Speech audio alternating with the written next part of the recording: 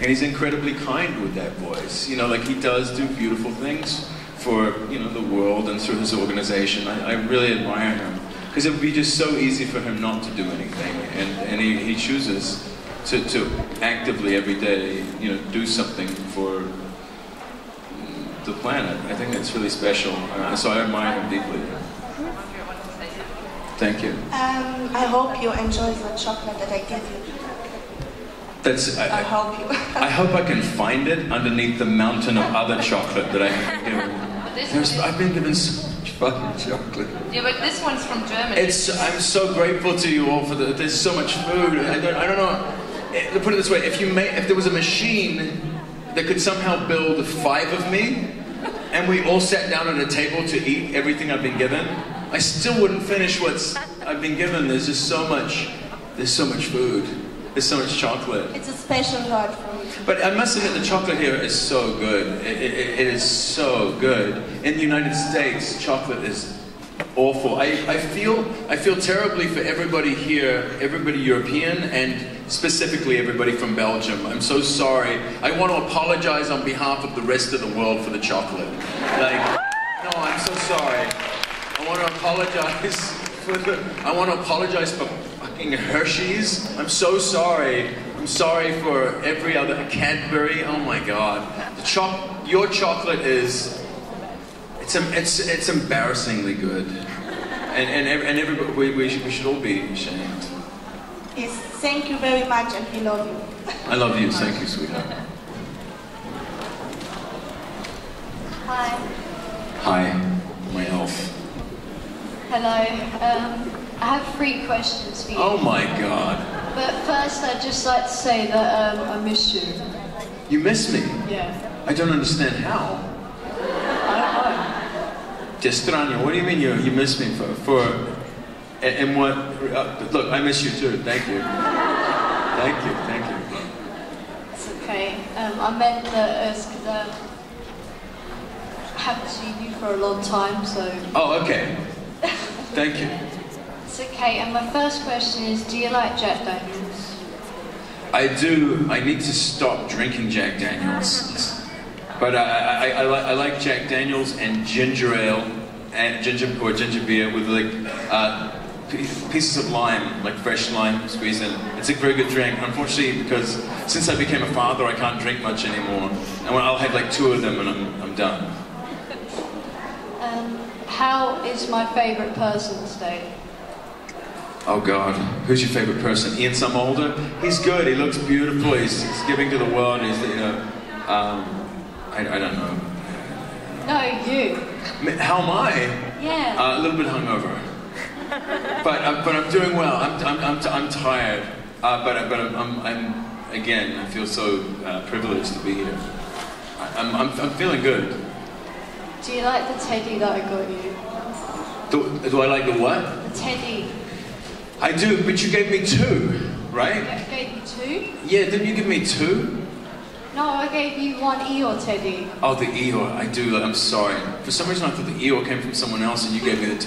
Sorry, the Eeyore teddy. I already showed my wife the Eeyore teddy. I sent her a little photograph of the Eeyore teddy to take back to the kids. Aww. Thank you so much. It's okay. Thank you. Love you. I love you too. Thank you, sweetheart. Hello. Hi. What's the craziest thing a fan ever asked you? Probably this question. To be honest. No, I don't know. Sometimes I get stumped by a question, like somebody will come up and ask me something. Once in a while, I'll get a question that's really profound, or they'll ask me something that's really emotionally moving. But I don't remember anybody asking anything too crazy. I'm not intimidated by crazy. Crazy's fine. I'm intimidated by people asking a question that is just like, that I know is a brilliant question and that I have tremendous difficulty answering, you know, like that I have to really give thought to, because then I feel real pressure because there's hundreds of people and you're thinking, what is the best way to answer this? Because I always want to be honest, you know. I can't really think of anything crazy off the top of my head. I know that people feed off one another's energy. for some reason in France, people are particular. I'm sorry, French people, I love you, I do love you, but for some reason in Paris, the fans are particularly crazy there. I don't know why. People are, like, Brussels is so different. People are much more respectful of your space. But for some reason in Paris, there was this craziness. But it is true. Don't get me wrong, I love Paris and I love French people. I really do. I adore being there. But there's a sort of I think they make each other crazy, like a disease. Like when they're in a group, they start to get crazier and crazier. So I have been asked some crazy stuff there, and especially in groups of French kids who seem to like the show. But those are my craziest experiences. I didn't really answer your question, did I? I'm sorry. I just don't have one off the top of my head. Okay. I'm sorry. Thank you. You have to come to Amsterdam. Yeah, I do, don't I? I really do. Ride around on bicycles and get high. Just riding a bike, getting high all day long. Hi, Daniel. Bless you, sweetheart. That was such a cute sneeze. It sounded like a little cat. Hi, Daniel. Hi. Hi, I just wanted to ask, what was it like working with a baby on the set, and is there any like funny stories? It's a great question. Thank you for asking that. It's weird because my daughter is only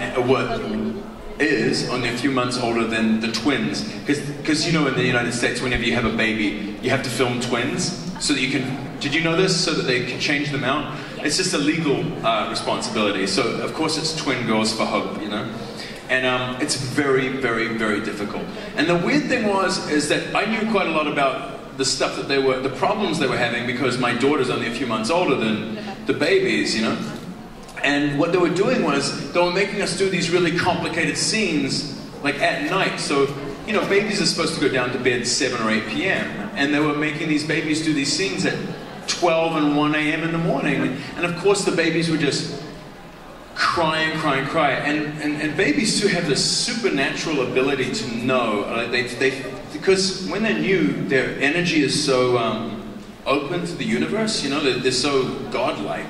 So I feel, for me, babies, like when you start to call action, right? Babies, where are you all going? This happened yesterday. This is deja vu. This is deja vu. So, no, but the energy of babies, they know when you're calling action, so you say, you know, get ready, action, and the baby might be happy and peaceful, and then suddenly the baby starts to cry, you know, immediately, because they can feel the tension in the room, you know, they can feel that the take is happening, and the baby just, so it was just a disaster, you know. And because the one thing babies love is they love the energy of relaxation in a room, and you know, and of course as soon as you start to get ready for the scene, people start to get tense. And the actors, there's a great test as an actor, because you have to be so loose and so relaxed so the baby knows you can't fake being relaxed. You have to be genuinely relaxed so the baby knows, and then you can do the scene.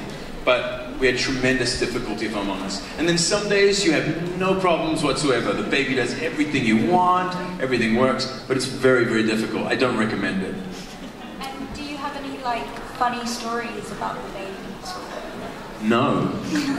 I have difficult stories. I don't have any funny stories. I mean, I'd love to say, yeah, the baby and I went out drinking one night, and you know, the baby took my parking space one day. I remember the baby, like, you know, I don't know, didn't wear any pants to one scene. Actually, the baby didn't wear many pants. I'll be honest about that. No, I don't. I'm sorry. Okay, thank you. Thank you. Hello. Hi. My question is about Elijah's red door. What do you think will happen when it like swings open? What do you think will happen? I'm hoping for Elijah to become the villain, kind of. Yeah. You know, I'm interested in this. Do you, I don't really think of any of them as villains or good guys. Do you think of Elijah as a good guy? Yes. Well, let's just take a good look at that, because when you meet Elijah, when you first meet him, he chops off a vampire's head. That's the first time you meet him. He makes vampires drive stakes into their own hearts, like innocent vampires, you know, the ones that were good. He took the coins and he threw them into that cafe.